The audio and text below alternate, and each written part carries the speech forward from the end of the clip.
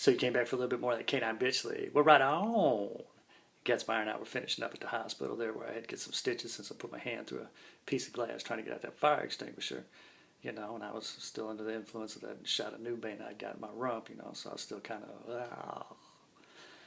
But Doc said we could go, you know, and that's when I first noticed, you know, what Gatsmeyer was wearing, so I had to ask. I was like, hey, Gats, I mean, what's up with what you're wearing, man? I mean, you got some oversized parka on and looks like the doctor's scrub shirt. He's like, well, that's exactly what it is, Canine. I mean, you had my shirt wrapped around your hand, you know, and I go busting outside without a shirt on, and so Red, who pulled around the bus for us, had that big parka. Of course, he's twice my size, so he gave that to me. You know, I get to the hospital while they're sewing you up. One of the nurses gave me that scrub shirt. I mean, what do you want me to tell you, son? I was like, hey, man, no, I'm just wondering, you know, you just look kind of funny, that's all. So we go ahead and jump back on that bus and head back to the Shadron College dormitory where we had been evacuated to, you know, from our job corps because of the blizzard.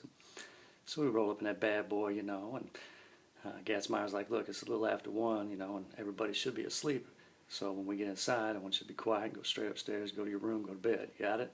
I was like, right on, Gats, I got you, man. Quiet to the room, you know, right on.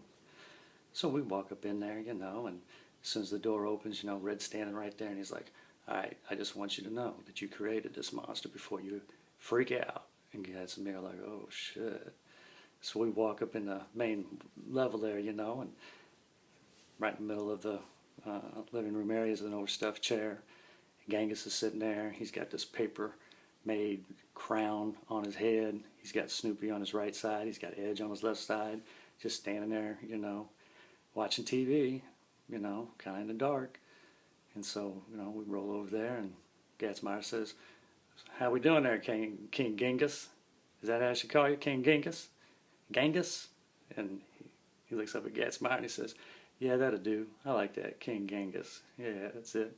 He says, well, all the kiddies are in bed. I got cadres on every floor, making sure everybody's where they're supposed to be. Ain't no problems. I got new cadres coming out 3 in the morning. Change them out. Everything's everything. How you like that? Gatsmeyer says, well, you are relieved. Thank you for your services. Old Genghis got up, said, well, gents, let's go. And him and Snoopy and Edge just take off towards the stairs and head out, you know. So I'm kind of standing there, you know, listening to Gats and Red talk a little bit, and Gatsmeyer looks at me and says, you're dismissed too, you can go to bed. I was like, oh, okay, right on, because I know what's coming, you know, because I know Genghis is still pissed off at me, and I wasn't in no hurry to go upstairs. But there was a second way, so I went up the back way, got to the top floor. Yeah, not as smart as I thought. There's Genghis leaning up against the wall waiting for Canine. He's like, what's up, Canine? I'm like, hey, what do you say, Genghis?